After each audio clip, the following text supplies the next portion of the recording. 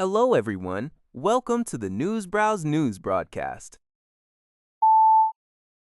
According to Liberty Times, US President Donald Trump announced on May 20 that diplomatic negotiations between Washington and Tehran have entered a final stage. He expressed willingness to wait a few days for Iran's correct answer, but also cautioned that the situation is at a critical juncture and could rapidly escalate. Concurrently, Iran's foreign ministry stated on the same day that it had received and evaluated the latest peace proposal from the United States.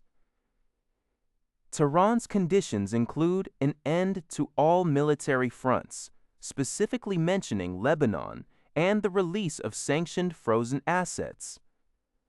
This exchange of peace proposals, facilitated by Pakistan, builds upon Iran's earlier 14-point agreement. The primary objective is a short-term accord where Iran reopens the crucial energy waterway, the Strait of Hormuz, in exchange for the U.S. lifting its naval blockade. Discussions on the more sensitive issue of nuclear activities are deferred for later. A key point of contention in the agreement is the disposition of Iran's uranium enrichment activities and high-grade enriched uranium stockpiles. The U.S. demands that Tehran surrender its existing stockpiles to prevent their future use in developing nuclear weapons and halt enrichment activities for at least a decade. According to Tsingtao, Saudi media sources indicate that the United States and Iran might hold a new round of negotiations in Islamabad, Pakistan, by the end of May, following the Islamic Hajj season.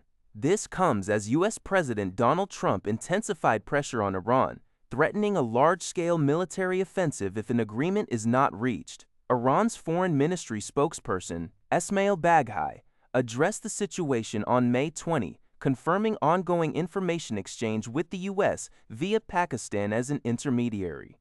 Tehran's core demands include ending regional conflicts, unfreezing Iranian overseas assets, and stopping what it terms maritime piracy against its shipping. Baghaei emphasized that Iran is pursuing diplomacy with serious and good faith intentions. Despite acknowledging a negative record from the U.S. over the past year and a half, leading to Iran's strong and reasonable distrust. The article also notes that Iran is collaborating with Oman and international bodies to establish a long-term security mechanism for the Strait of Hormuz, aiming to ensure stability, protect national interests, and facilitate safe international shipping.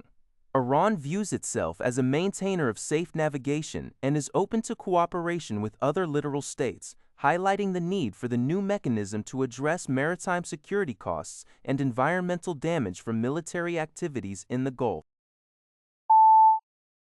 NHK reports that China's foreign ministry spokesperson, Guo Jiakun, has firmly reiterated the country's consistent and clear opposition to official exchanges between the United States and Taiwan, as well as to GOE's arms sales to the island.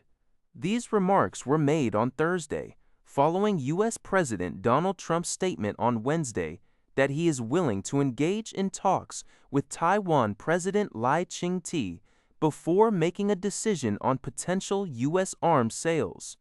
China urges the United States to uphold a common understanding reached during a recent summit, to cease sending wrong signals to Taiwan independence separatist forces, and to act in a manner that maintains peace and stability across the Taiwan Strait, fostering the stable development of China-U.S. relations. Meanwhile, Secretary General Pan Men to Taiwan's presidential office confirmed on Thursday that no telephone conversations have taken place between Lai and Trump. Pan also expressed a willingness to welcome Trump, humorously suggesting he could treat the U.S. president to bubble tea or fermented tofu. According to Reuters, a direct conversation between Trump and Lai would mark the first such interaction between sitting U.S. and Taiwanese presidents since 1979, when the U.S. shifted diplomatic recognition from Taipei to Beijing. Nvidia CEO Jensen Huang issued a stark warning on Fox Business, stating that U.S. technology export bans are producing unintended consequences. Huang revealed that China already has all the chips they need and that state-backed rival Huawei is flourishing in our absence. Having achieved a record year and now exporting its technology worldwide to compete with American companies. He argued that blocking sales merely accelerates China's domestic tech growth.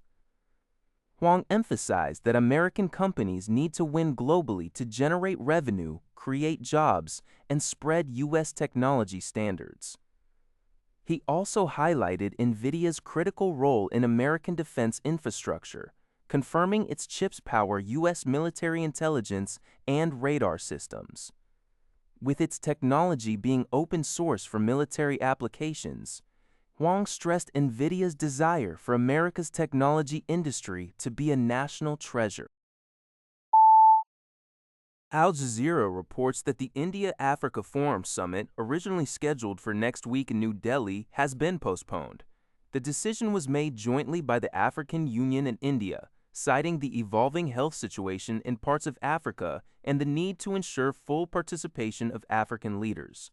This postponement comes as health officials in the Democratic Republic of the Congo, DRC, are grappling with a growing Ebola outbreak, which the World Health Organization has declared an international emergency. The first case was confirmed in South Kivu Province, an area controlled by the Rwanda-backed M23 rebels.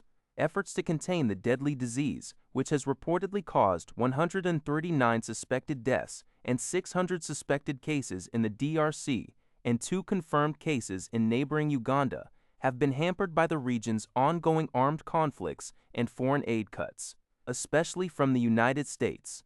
First responders lament the lack of basic supplies, further complicating the response in densely populated urban areas.